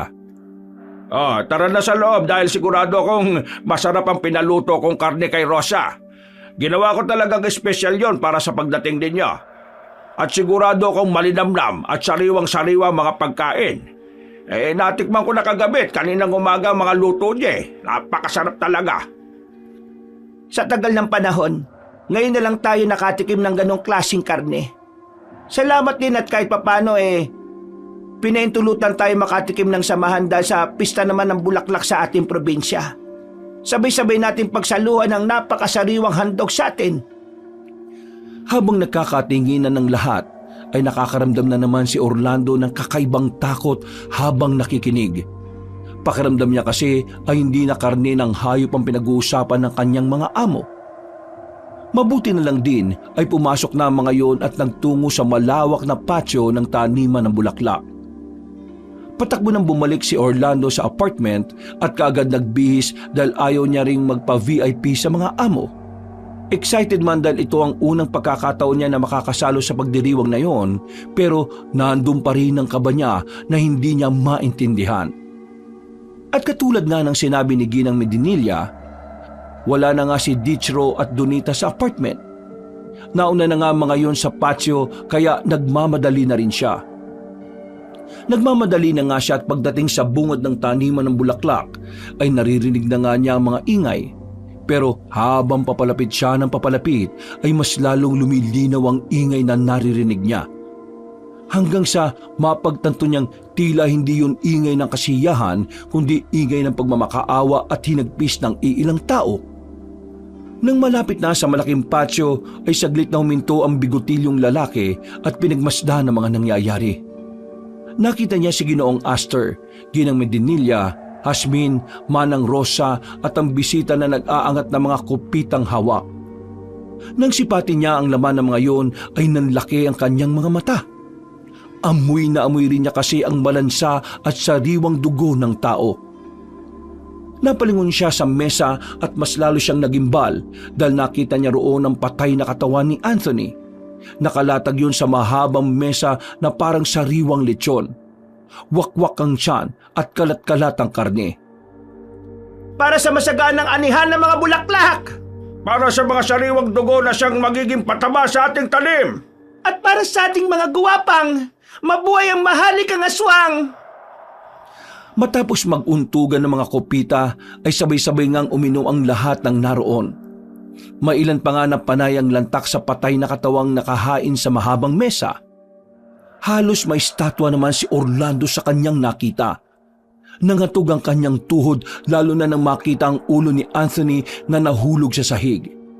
Dinampot pa yun ng isang lalaki at saka nilantakan ng mga mata. Halos maduwal at maihi si Orlando sa mga nakikita niya hanggang sa pinatunog na nga ni Ginang Medinilla ang kupita gamit ang kutsara.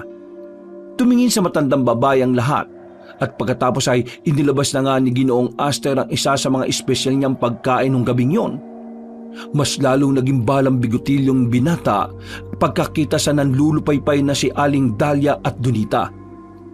Napasingap naman ang mga bisita dahil humahalimuyak sa kanya ang amoy ng dalawa. Doon nga lang din napagtanto ni Orlando na buntis din pala si Aling Dahlia. Naalala niya bigla na meron yung kasintahan noon na isang manggagawa sa taniman na bigla lang ding nawala 3 buwan na ang nakalilipas. Doon na unti-unting nagsisink in sa utak niya ang mga bagay-bagay. Kaya para siyang biglang kinumutan ng matinding kilabot. Diyos ko po, kaya pala naamoy nila si Donita. Napakaswerte ng taon na ito para sa ating lahat dahil hindi lang isa, kundi 2 ang magiging sariwang handog sa atin ng kadiliman. Naamoy nyo naman siguro ang 2 nasa harapan natin ngayon. Mga babaeng nagdadala ng masarap na hapunan para sa ating lahat. Handa na ba kayo para sa salo-salong ito? Naghiyawan ng mga bisitang aswang at nang marinig yun pareho ni na Aling Dahlia at Donita ay nagsisigaw sila sa takot kahit na hinang-hina. Pareho na kasing duguan ng 2 dahil natabasa na sila ng ilang parte ng karne sa bandang hita bilang patikim sa mga bisita. Bago natin pagsaluhan ng nasa hapagkainan na magandang biyaya na kadiliman, sabay-sabay muna tayong magpasalamat.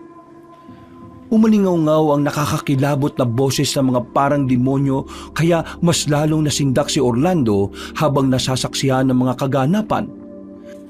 At nang matapos na nga ang guwapang ay sinimulan na nga nilang pagsuluhan ng buhay ang mga buntis. Lahat yun ay nakita ni Orlando kaya halos masuka siya mula sa kinatatayuan. Sinubukan niyang igalaw ang katawan pero dala ng matinding nerbiyos ay para na siyang namanhid. Ramdam niya ang panginginig ng buong kalamnan niya at para bang umakyat ang tensyon sa kanyang batok. Kailangan kong makalis dito. Hindi na niya halos natapos ang sinasabi sapagkat ang lahat ng nasa hapagkainan ay biglang naglingunan sa kinaroroonan niya. Sabay-sabay yung nagngitian sa kanya habang nilalantakan ng 2 buntis na nag-aaway buhay na. Gumalaw ka, Orlan! Ano ba? Dahil sa matinding takot ay para nangang natuod si Orlando. Pakiramdam niya rin tuloy ay parang tumigil ang pagtibok ng kanyang puso at sinundan na yun ng unti-unting pagdilim ng kanyang paningin. Nagabol na rin siya ng hininga at nang mapalingon sa mga aswang ay mas lalo lang siyang natakot. Halos naliligo na kasi ang mga yun sa dugo nang nilalantakan nilang biktima habang nakangiti at nakatingin pa rin sa kanya. Orlando! Orlando!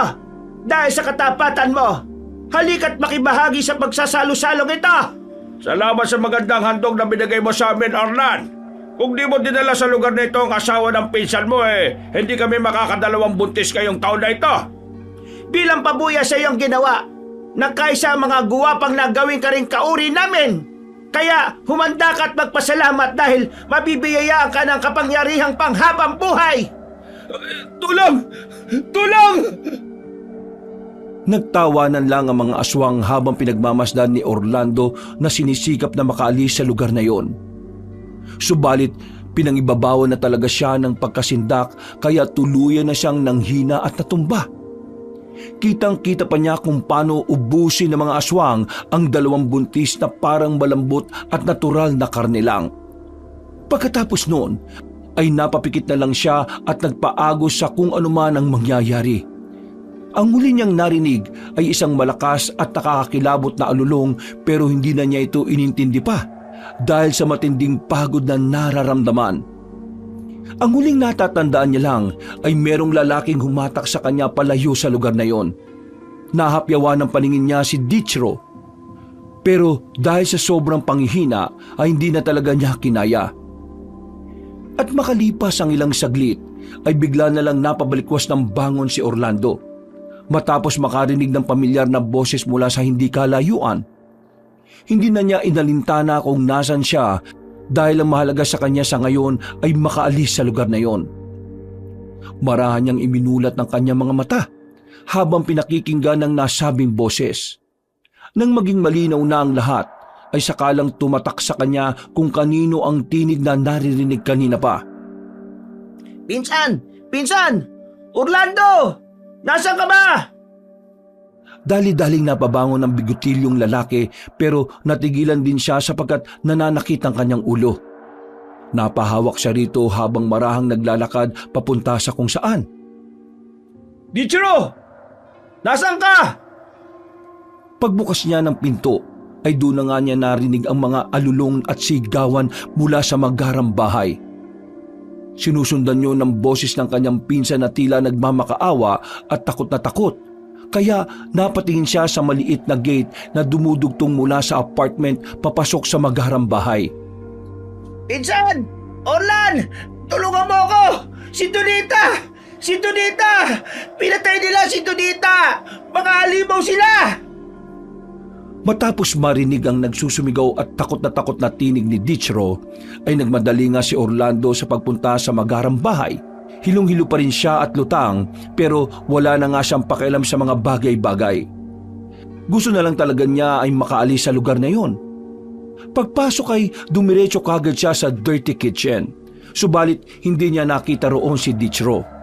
Umaalingaw-ngaw lang sa labas ang nakakatakot at paulit-ulit na alulong at mga ungol ng kung anong nilalang.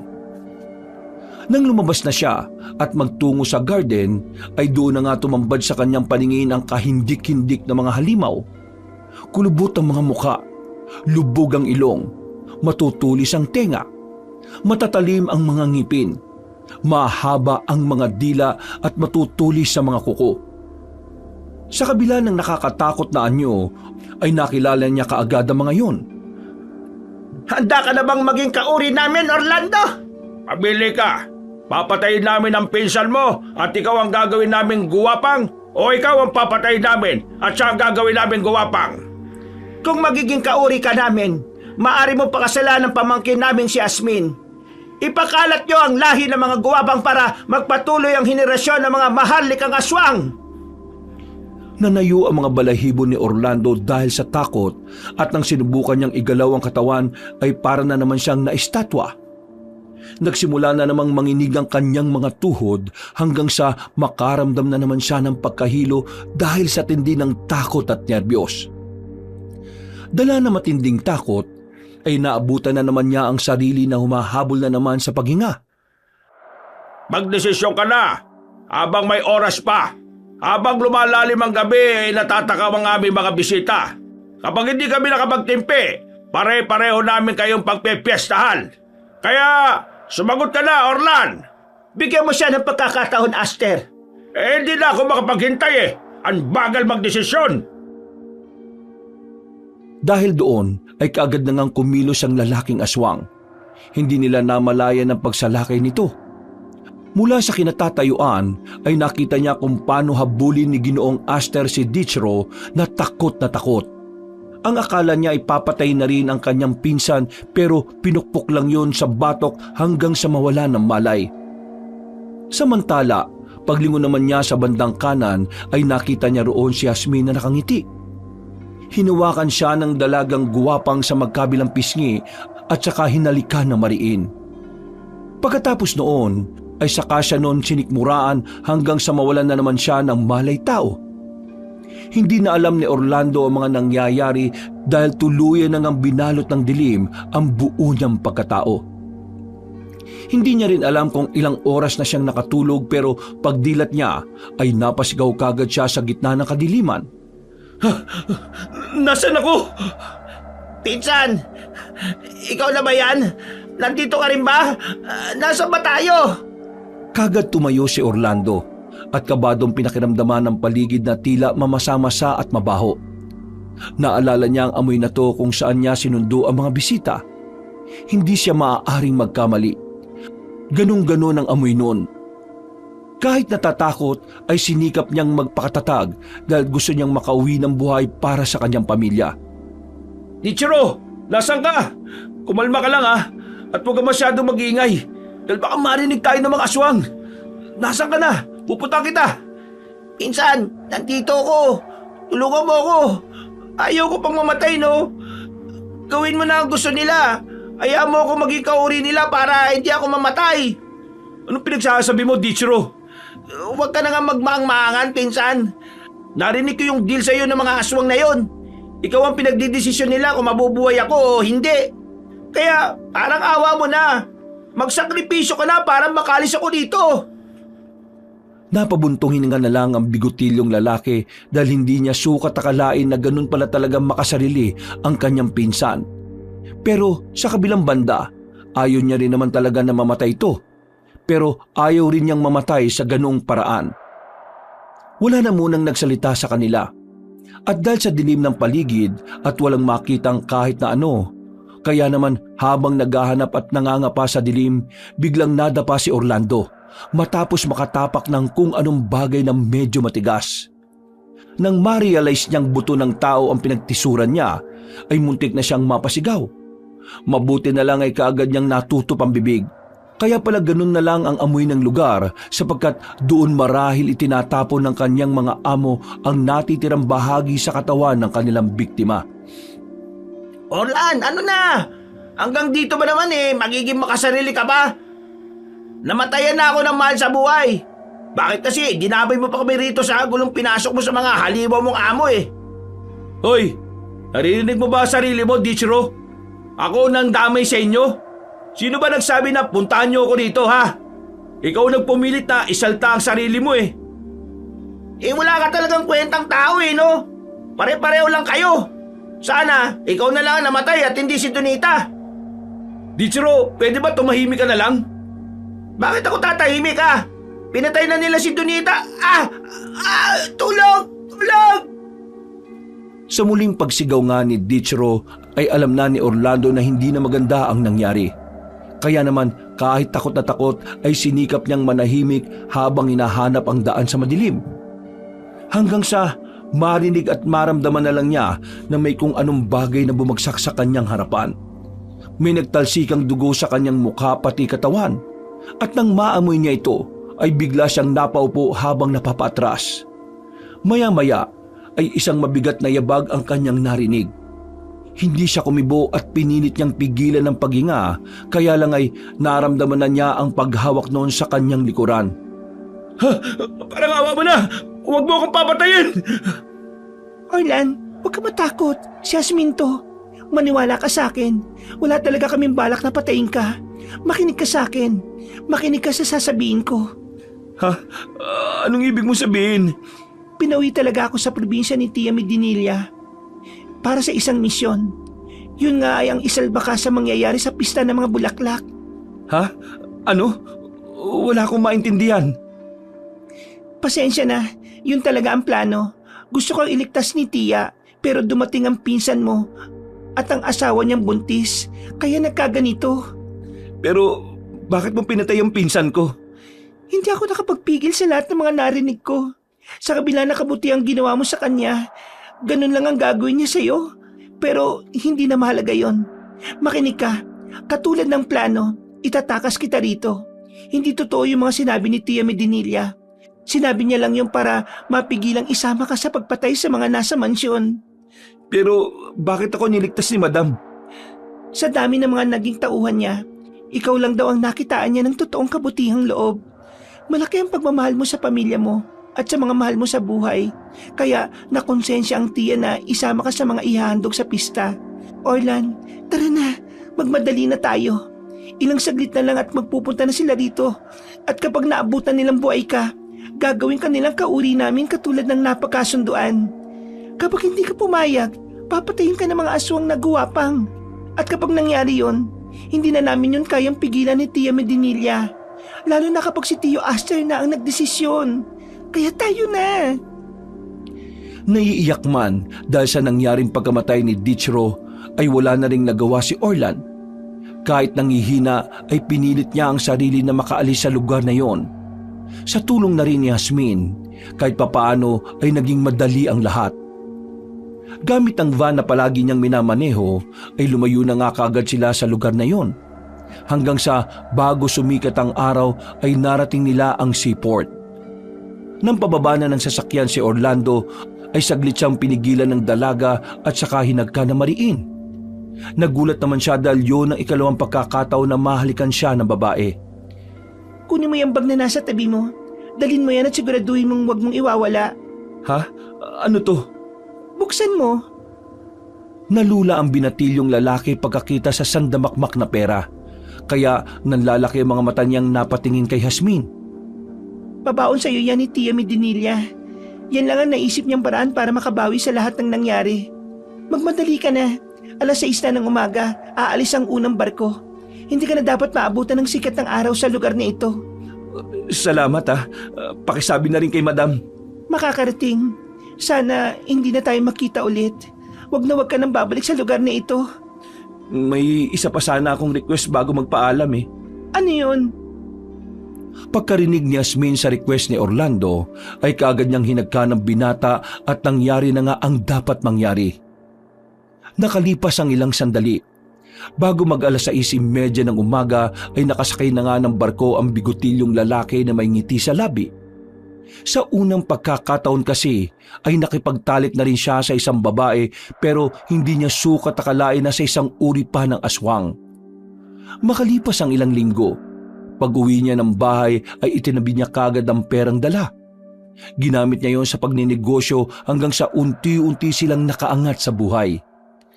Nakapag-aral din ulit at nakapagtapos ang kapatid niyang si Sam habang ang nanay Avila niya naman ay tuluyan ng nakarecover sa sakit.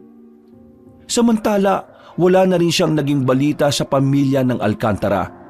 Hanggang sa isang araw, nabasa niya sa isang dyaryo na merong nasunog na taniman ng bulaklak sa probinsya kung saan siya noon nagtatrabaho.